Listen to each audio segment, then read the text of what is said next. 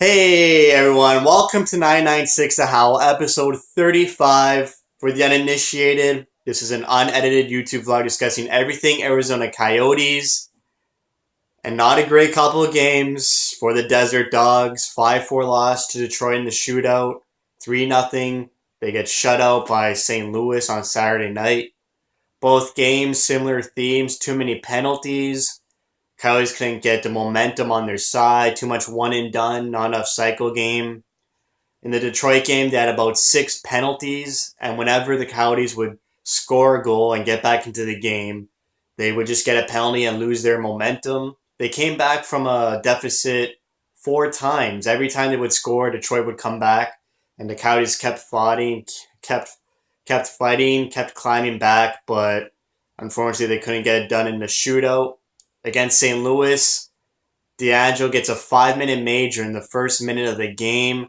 Such a soft call. I mean, you that was there was no malicious intent on the hit. D'Angelo has no stick. He's just pushing him up against the boards. He doesn't go for the head. The player turns around last minute, and D'Angelo was already committed to the hit. It wasn't dangerous at all. Refs eject him. I guess there's some history with D'Angelo abusing the refs back in December.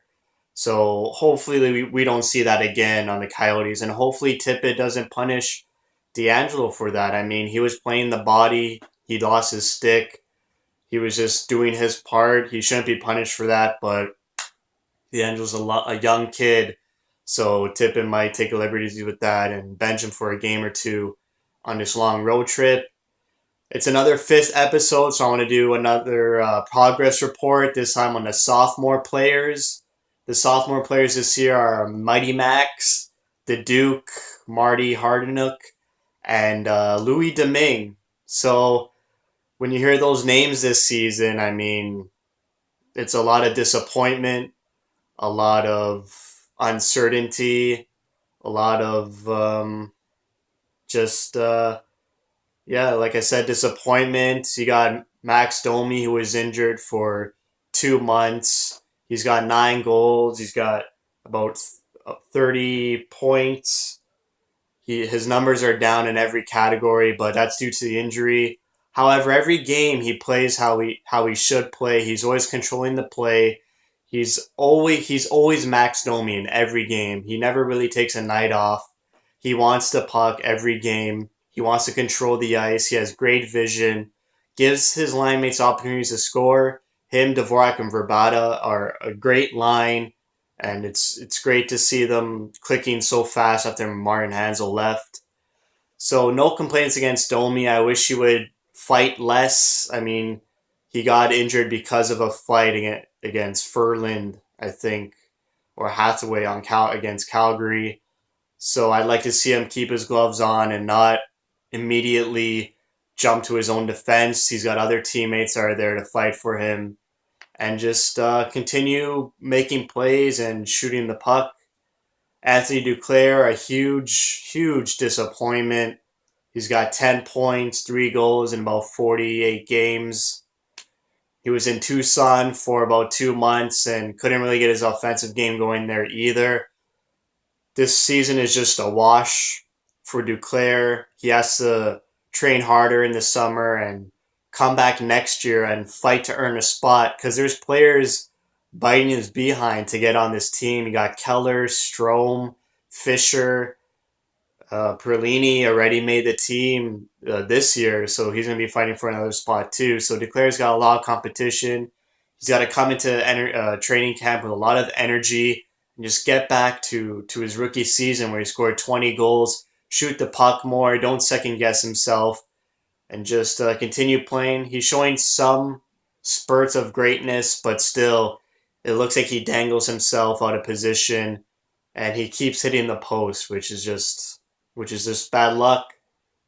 The last sophomore forward, Marty Marty Jordan Martinook. I mean, what can you say about this guy? One of the best penalty killers on the team. Him and Reeder is one of the best tandems on the penalty kill in the NHL. Martinook's already hit his career high numbers. He's 1 point above last year's numbers in about 18, 12 games less.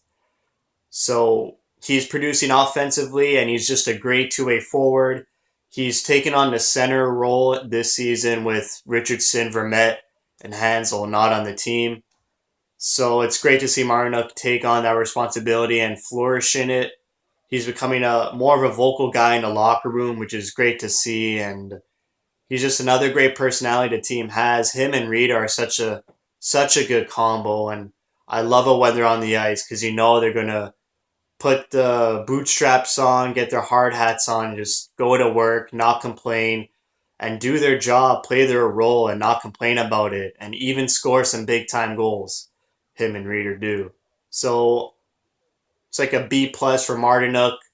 I didn't grade Domi or Duke, but Duke would probably get an F, and Domi gets a C. The last but not least, sophomore player Louis Domingue had a rough start to the season, almost Duclair like, just abysmal when Smith went down.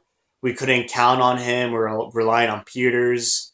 Domingue couldn't get a good game under his belt. Thankfully, the past 2 weeks, Domingue's got a couple of starts, about 3 or 4 starts. He's getting wins. He had that awesome shootout win against LA. He gives the team confidence now when he's in net. So hopefully he continues to play like that on this road trip. They're going to be relying on Domingue a lot. They got a back-to-back against Nashville and Tampa tonight and tomorrow. So Domingue will hopefully get one of those games. And we'll probably see another game on this road trip. Hopefully he's been learning the past couple of games how he should be playing and how he's reading the plays and how he's feeling the puck and just use that form to propel this team to stay competitive in games. And even next season, he's got to come in and be better right off the start. If Smith wavers a bit next season, we're going to have to rely on Domingue a lot. And we can't have another season with bad goaltending and inconsistency. So Domingue's got to continue playing like he has been playing. He's been playing really well lately, but the beginning it was just really bad. So he'll get a C plus for a grade by me. So, like I said, the Coyotes have a rough 5 game road trip ahead. We'll see how they handle it. They recalled McCulloch and Dauphin, just more warm bodies so they can rotate them in when the players are tired on a back-to-back or just tired from traveling. They got to travel from Tennessee to Florida overnight, so that's got to put a lot of stress on the players. So it's good to have rested bodies on the bench that Tippett can throw out there for a game or two. Hopefully, Tippett doesn't scratch D'Angelo and throw Z to replace him because those are just two completely different players, and that just he's not going to get the results he wants if he decides to make a move like that. Dauphin, I'd like to see him replace Juris. I want to see Dauphin break out offensively. He gets called up so many times and pretty much does nothing. So maybe this time he actually gets some fire under his butt and starts producing and starts creating chemistry with whoever he plays with.